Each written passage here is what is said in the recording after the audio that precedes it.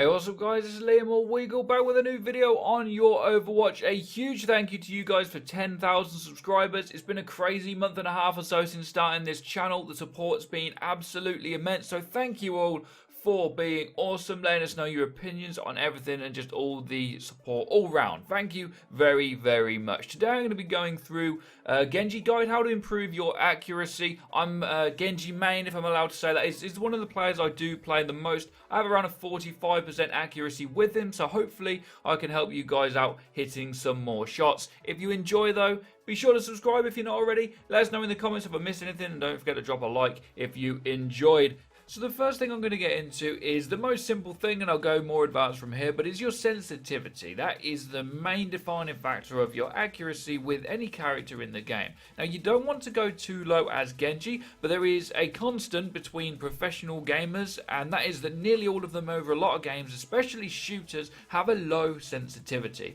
I play on a 600 DPI outside of the game and a 12 sensitivity in game. Now, to some people this is really high, but I've had a lot of people in our comments say that they play on a 30 sensitivity with 1000 DPI.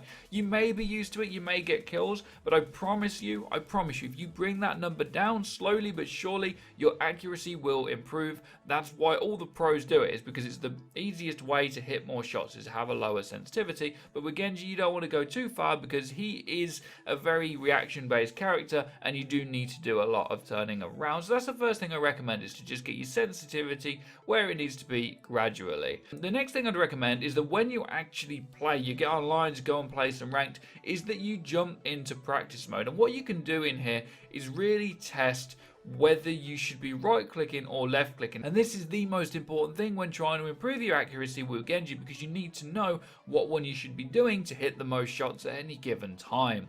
So right clicking has the most DPS potential. You can definitely do the most damage while right clicking, especially against a tank, because against a tank they've got such big hitboxes because they're so big. You can right click from quite a distance and still hit all three shurikens. Something to note is that pros actually right click, then knife, then right click again. The reason that some of them do this is that it's easier to hit the knife than it is the shuriken, so they can get that in. But in terms of raw damage per second, it's much quicker to just right click, and then you knife at the end of your right clicks, and then you slash to finish off the enemy. That's the ideal scenario, is to knife and slash right at the end of a good right click combo. But sometimes you're not close enough, or you're not playing someone with a big hitbox, and you will need to use your left click. Now, the left click is a lot slower, but what you can do is compensate in between each shuriken to be more accurate at a longer distance. So you can left click and drag across to try and hit people. But I will note that at medium range, and especially at certain angles, sometimes it's actually easier to just throw all three shurikens out in a row before the enemy gets there. Because they're so close together, the shurikens, it can just hit them all in the head because the hitboxes are big on them and all other kinds of different reasons.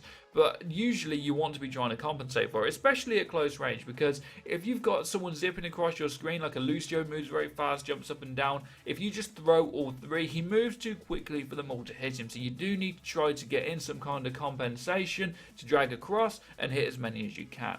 In terms of how many you should actually be hitting, there's not really a rule. Your accuracy doesn't really matter as a stat. Mine is about 40%, and the game you're watching is 45% in this game. But it depends how many tanks you're playing. It depends how many times you're fighting the tanks in them games. Should you be fighting the tanks? Should you be fighting the Mercy? Whereas she's much harder to hit, especially if she's zipping from target to target. So I wouldn't worry about missing too much unless you're never hitting any shots. But it really is about picking the type of shuriken that you should be throwing, and also when you should be knifing or swift striking away, and more importantly, when you should run away. Sometimes you don't want to push your luck too much. You can get in close to a tank, and you'll see me do it in this game where I'm trying to right click the tank, and I'm right clicking the tank, and I can't quite finish him off, and he comes at me. This Reinhardt's coming at me, and I run away. I'm like, I've got to run away. And then because I'm at a further distance, I start throwing the left click shurikens, trying to hit